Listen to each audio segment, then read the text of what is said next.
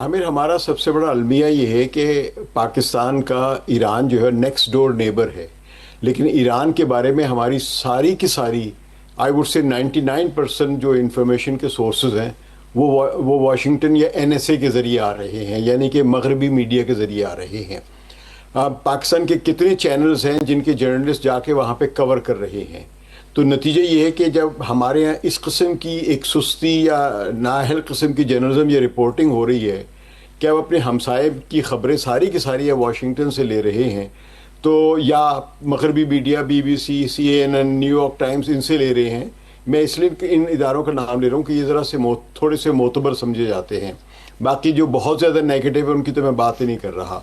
तो जब ये ज़रिए होंगे हमारे, जिनका एक तासुब है ईरान के ख़िलाफ़, चीन के ख़िलाफ़, रूस के ख़िलाफ़, नॉर्थ कोरिया के ख़िलाफ़, जिन्होंने इन मुल्कों को कभी एक अपने स्टैंडर्ड्स में एक महज़्ज़ब मुल्क ही नहीं समझा, तो हमारी आवाम को क्या ख़बरें मिलेंगी। हमारे बड़े बड़े पढ़े लिखे जर्नलिस्ट जो हैं उन्होंने अमेरिका के 100 दौरे किए हुए होंगे। मैं ज़रा मुबारकाना से काम ले रहा हूँ, लेकिन शायद ईरान का उन्होंने एक मरतबा भी दौरा ना किया हो या एक आध मरतबा गया हो, लेकिन कवरेज कभी भी ना की हो।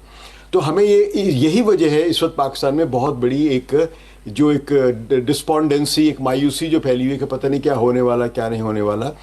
हकीकत ये है कि वहाँ पे एक तबका जो कि इकोनॉमिक सैंक्शंस की वजह से इकोनॉमिक कंडीशंस जो है वहाँ पे ख़राब हैं, और उस वजह से कोई एक तबका हमेशा वहाँ पे नुकसान में रहेगा और प्रॉब्लम्स भी है, और उसके नतीजे में वो लोग नाखुश हैं जब ये बहुत ज़्यादा डी वैल्यू हुई है। और ज़ाहिर है अगर मैं भी वहाँ पे होता या आप भी वहाँ पर होते, कहीं भी पाकिस्तान में भी अगर ऐसी बात होती तो हम लोग सड़कों पर निकलते हैं और निकलते आए हैं। लेकिन इसका ये मतलब नहीं कि आप अपना मुल्क तोड़ना चाह रहे हैं या रजीम उलटना चाह रहे हैं। ऑल्टरनेट जो दिया जा रहा है वो वली अहद पहलवी ख़ानदान का, जिसकी कोई हैसियत नहीं है ईरान में। और ये सब का सब जो इशू यानी जनरेट किया गया सोशल मीडिया पे या legacy media of the west जो है, ये इसराइल ने किया हुआ है। अब तो मतलब आप आज का हारिस अखबार पढ़ ले जो इसराइल का है, जो ज़रा लिबरल है और ज़रा आउटस्पोकन भी है, उसने तो पूरी पूरी रिपोर्ट दे दी हुई है कि किस तरह इन्होंने बिल्ड की है, एक पूरी एक टेस्ट करके कि किस तरह इसको बिल्ड करना है। तो नतीजा ये है कि हमारा, मैं बुनियादी बात ये करूँ, हमारा परसेप्शन जो है वो एक गलत लेंस के ज़रिए बना है अबाउट ईरान। ईरान में इकोनॉमिक कंडीशंस ख़राब हैं, लेकिन वहाँ पे लोग रजीम चेंज नहीं चाहते। बहुत से लोग ऐसे हैं जो मसूद पेज़ेशकियान के भी ख़िलाफ़ है, लेकिन वो रजीम के ख़िलाफ़ नहीं है। कुछ ऐसे लोग हैं जो रजीम के भी थोड़े से ख़िलाफ़ है, लेकिन उनमें से बहुत से ऐसे लोग हैं, बस जाफ़र पनाही जैसा नाम आपने नाम सुना ही नहीं होगा क्योंकि वेस्टर्न मीडिया कवर नहीं करता। जाफ़र पनाही जो है वो अमेरिका और इसराइल के सख्त ख़िलाफ़ है, और वो नस्ल कुशी जो गज़ा में हुई है उसके ख़िलाफ़ वो मतलब बहुत ज़्यादा है। वो ईरानी रजीम के भी ख़िलाफ़ है, लेकिन उनके ख़िलाफ़ ज़्यादा ख़िलाफ़ है। वो कहता है कि अब ईरान के लोग कैसे इन लोगों की मदद लेके जमहूरियत ला सकते हैं जिन्होंने पूरी दुनिया में नस्ल कुशी की हुई है।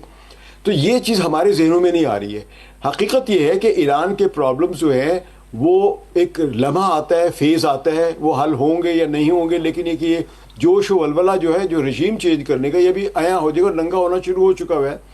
तो यही वजह है कि उन्होंने आज यानी कल भी जुलूस निकले पूरे ईरान में। आज तो मिलियंस के करीब से भी ज़्यादा लोग कह रहे हैं, मतलब मैं खुद नहीं हूँ वहाँ पे, लेकिन जो मैं दोनों तरफ का जो मीडिया देख रहा हूँ, आपको वेस्टर्न मीडिया पे पता भी नहीं चलेगा कि वहाँ पे क्या हो रहा है। लेकिन अगर आप ईरान के ऐसे भी मैं अकाउंट्स जानता हूँ, मतलब बहुत ऐसे भी आपको मिलेंगे दानिश्वर ईरान के जो मगरिब में बैठे हुए हैं, लेकिन ज़रा थोड़ा सा फेयरनेस का मुजाहरा करते हैं। वो ये सब कह रहे हैं कि रजीम चेंज मुमकिन ही नहीं है, कम से कम शाह ईरान के होते या उसके बेटे के होते हुए तो मुमकिन ही नहीं है। क्लैन आपसे दो चीज़ें, एक ईरान का अंदरूनी मसला कि हमारी तरह वहाँ भी शख्सी आज़ादियों के माशरती आज़ादी, फिर इकनॉमिक मसाइल, ये काफ़ी सालों और दहाइयों से चल रहे हैं वहाँ पे, वो बिल्कुल एक एलिमेंट है वहाँ पे। मगर जब मसला आ जाता है बाहर के दुश्मन का, ख़ास तौर पे इसराइल का, तो उनके यहाँ भी सारे लोग इकट्ठे हो जाते हैं, अंदरूनी मामलात कई दफ़ा इग्नोर हो जाते हैं। एक तो ये कितना बड़ा फैक्टर है अंदरूनी, दूसरा बैरूनी कि ईरान की तरफ से पहले भी उन्होंने ये हमलों में अपने यही बात की थी कि फैलने का अपना रिस्ट्रिक्टेड मेजर्ड उन्होंने रिस्पॉन्स रखा था खलीज के हवाले से। इस दफ़ा उन्होंने दोबारा कहा है कि हमारे ऊपर अगर हमला होगा तो हम तमाम अमरीकी अड्डों पे हमला यहाँ पे करेंगे, जिससे कि जंग फैलने का बहुत ज़्यादा ख़तरा है।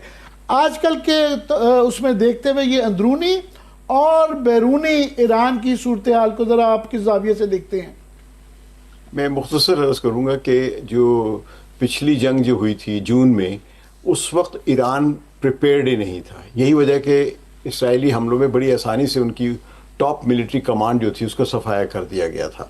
اور پریپیئرڈ نہ ہونے کی جو بہت بڑی وجہ تھی وہ یہ تھی کہ ڈونلڈ ٹرمپ نے اس ایران کو مکمل طور پر انگیج کیا ہوا تھا for peace talks and for resolving that ایک نیوکلیئر ڈسپیوٹ.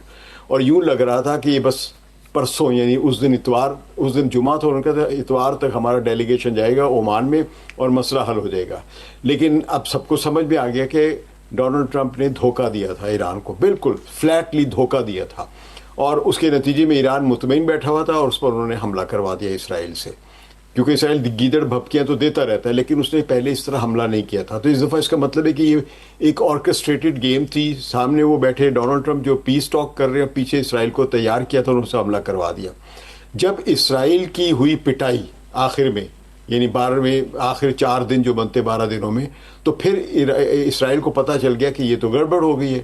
تو وہ ڈونلڈ ٹرمپ سے کہا کہ جنگ رکواؤ. تو پھر اس پر ڈونلڈ ٹرمپ نے B-2 بامبرز کے ذریعے ایک دباؤ ڈالا اور اس پر انہیں جنگ بند کرنے پہ مجبور کیا. لیکن جب جنگ بند کرنے پر بھی مجبور کیا تو ایران نے کہا تھا کہ لاسٹ فائر ہم کریں گے، اور وہ لاسٹ فائر ہوا جس کو آپ میجرڈ ایک رسپانس کہہ رہے ہیں. اس دفعہ وہ میجرڈ نہیں ہوگا. سمبولک ہاں سمبولک کہہ لیں. نہیں، عامر بھی صحیح کہہ رہے ہیں کہ وہ میجرڈ لفظ استعمال ہوئے تھے اس وقت. تو اب یہ اس دفعہ بہت ہی زیادہ ایک انریسٹرکٹڈ، اور بلکہ اس میں مثال آپ کو صرف دے دوں رسپانس لیول کس طرح کا ہو سکتا ہے جو خطرناک بھی ہے بہت سے لوگوں کے لیے. وہ یہ ہے کہ ابھی ایک آئل ٹینکر کیریبین سی میں کوسٹ گارڈ نے پکڑا ہے، US کوسٹ گارڈ جو انہوں نے پکڑا وہاں پہ. اس کے پورے 1 گھنٹے کے اندر پرشین گلف میں ایران نے ایک اور اس قسم کا جس کی وابستگی امریکی مفادات کے ساتھ، امریکہ کا نہیں تھا وہ آئل ٹینکر، لیکن ایسا آئل ٹینکر تھا جو ایران نے اس کو پکڑ لیا اور پکڑ کے اس کو سیز کر لیا جس طرح انہوں نے وہاں پہ کیا تھا. تو یہ ایک بحث الگ ہے کہ آئل ٹینکر پکڑنا کیسا ہے یا غلط ہے، لیکن یہ کہ رسپانس ٹائم دیکھیے کتنا ہے. اب اگر حملہ ہوتا ہے تو وہ میرا خیال ہے کہ اس ایسے سسٹم سے یہ نظر آ رہا ہے، اس طرح کے رسپانس ٹائم سے یہ نظر آ رہا ہے کہ اس دفعہ ایران کا جو رسپانس ہوگا بہت ہی رuthless قسم کا ہوگا.